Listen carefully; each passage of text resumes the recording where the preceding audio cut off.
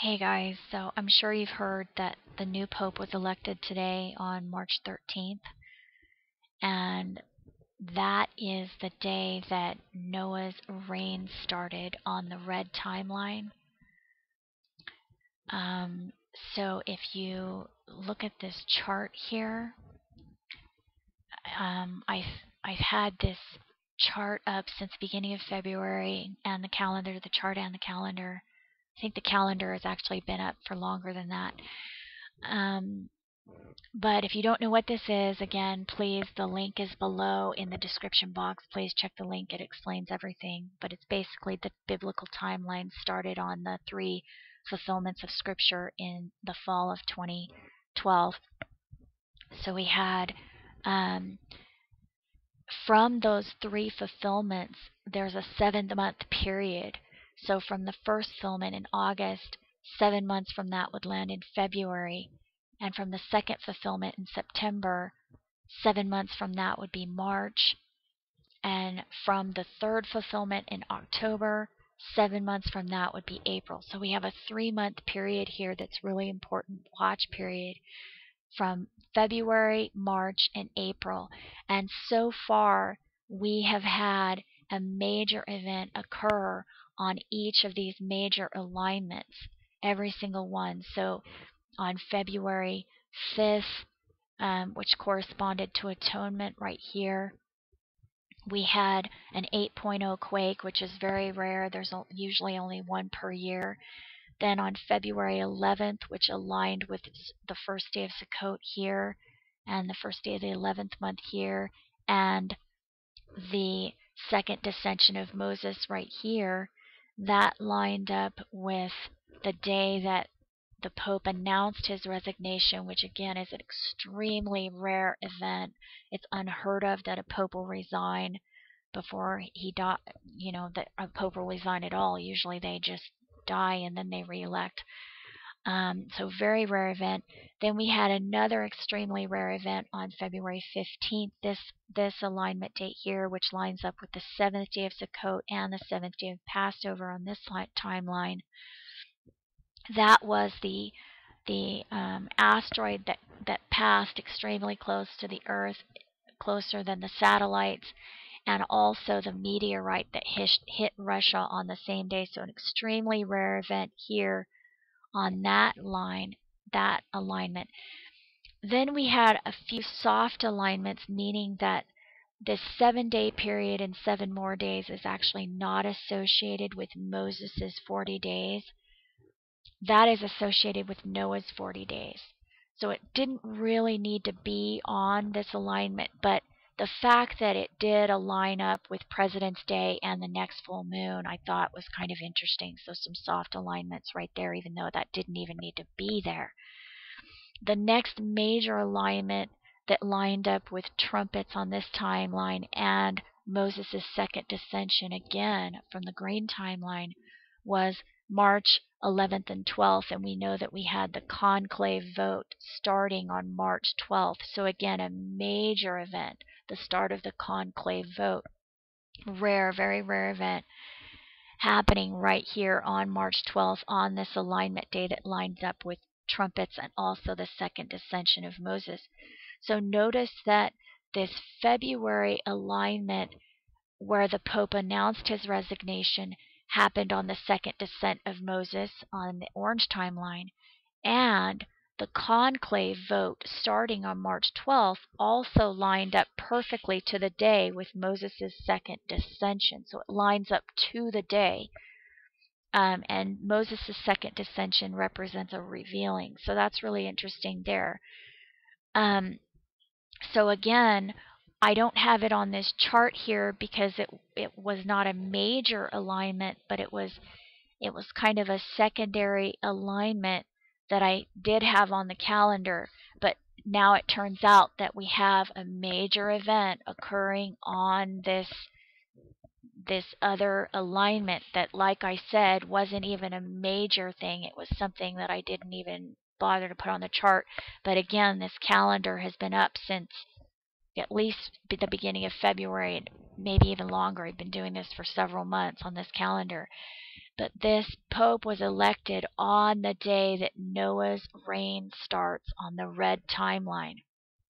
So the red timeline I have right here on the chart, it's right here, and it started the 7th month on the first fulfillment of Scripture in August. So that's what that red timeline is.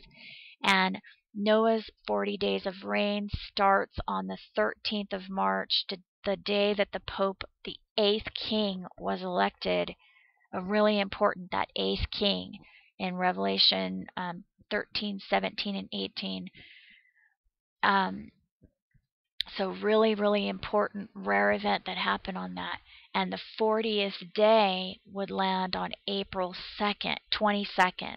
So April 22nd is the day that the 40 days of reign would end. And according to the story of Noah in Genesis 6, 7, and 8, 7 days after that 40 days, he waited 7 days and 7 more days. So we have April 22nd, then April 29th, and then May 6th. So what will happen during that period of 40 days, I don't know. If anything will happen, but I just wanted to bring that to your attention. So again, there's been a major event that has occurred on every single one of these major alignments, and even some of the minor alignments as well. So and again, this period from February until April is the watch period right now for the start of the tribulation, the escape or the rapture, and that's what we're looking at right now, because we already had the Abomination of Desolation on August 2nd. Again, if you haven't watched those videos, please look at the links below this video in the description box. It explains everything in detail. But so what we're looking at, from what we're watching for right now, from February, March, and April, we're watching right now for the escape.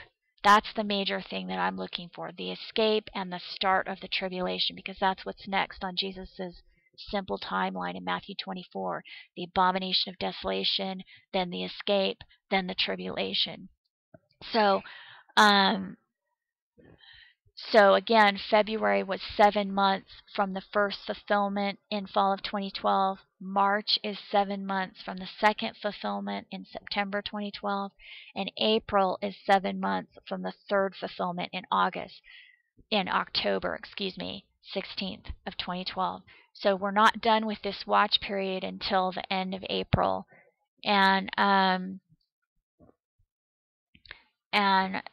And we know that there has been a fulfillment on every single alignment date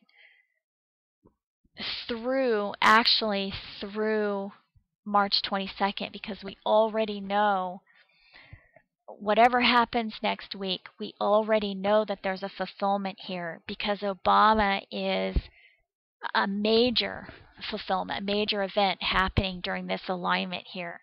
So Obama is scheduled to go to Jerusalem on March 20th, which is the 10th day of the month if you start counting from the new moon.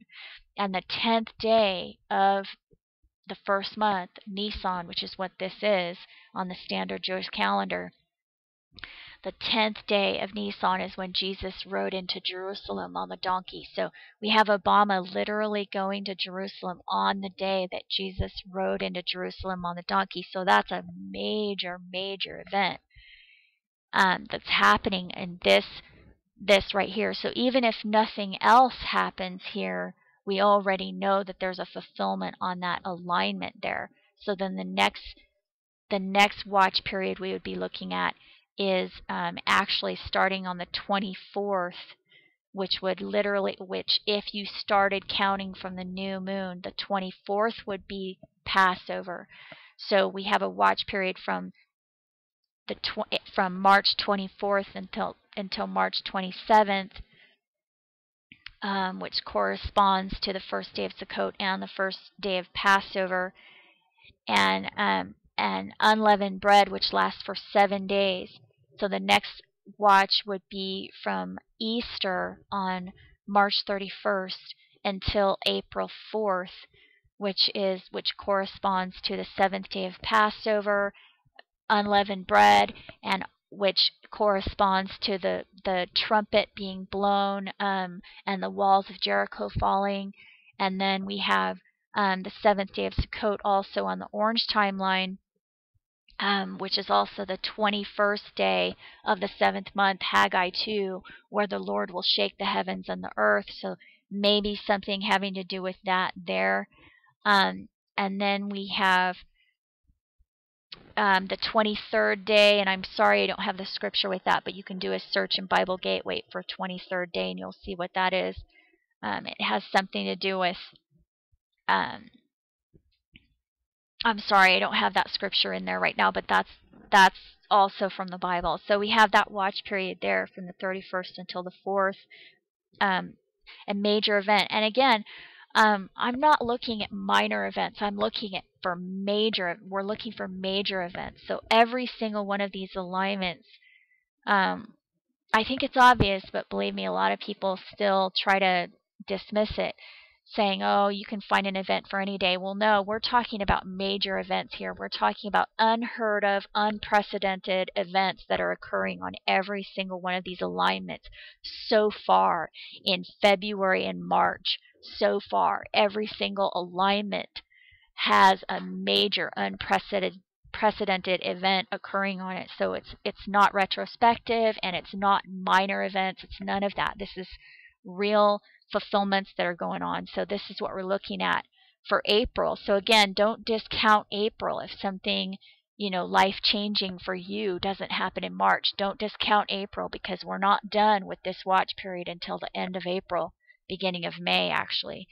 So that's what that is. And then we have another watch on April 10th and 11th, which corresponds to trumpets on the green line. That's a new moon and a first crescent. Then we have another watch from April 18th until really like April 26th. That's the watch period there, which corresponds to atonement on the green timeline. It corresponds to Nisan 10, or the bringing in of the Lamb, on the gray timeline. It also is when Noah's 40 days of rain ends. On the red timeline, which is what we just saw, the Pope was elected on the day the rain starts. So this is where the 40 days of rain ends, on the 22nd of April. And then the first day of Passover on the gray timeline right after that, and the first day of Sukkot on the green timeline. In case you don't understand why there's a 3-day window for each one of these events, it's because, first of all, the days on the Jewish calendar start in the evening and last until the evening of the next day. So there's automatically a two-day window right there for that, because it starts on the evening, for example, right here, the evening of the 23rd until the evening of the 24th. But then also, because it's a new moon, and there's debate over whether to start the month on the new moon or the first crescent, then there's a 2-day window for that. So new moon or first crescent. So again, that's why there's a 3-day period, because it's the evening of this day to this day, or the evening of this day to this day. So that's why there's a 3-day window with all of these. But again, so the next watch period, from the 18th of April until the 26th of April, corresponds to the ending of the 40 days, the first day of Passover, and the first day of Sukkot on the green and gray timeline. And then the next watch is April 29th through May 4th, which corresponds to the 7th day of Passover on the gray timeline and the 7th day of Sukkot on the green timeline. So again, the 7th day of Sukkot corresponds to the 21st day of the 7th month, which is the day the Lord shakes the heavens and the earth. So we have a watch period going all the way to the end of April, beginning of May. So I just wanted to give you guys that update. I hope you're doing well, and I'll talk to you soon. Bye-bye.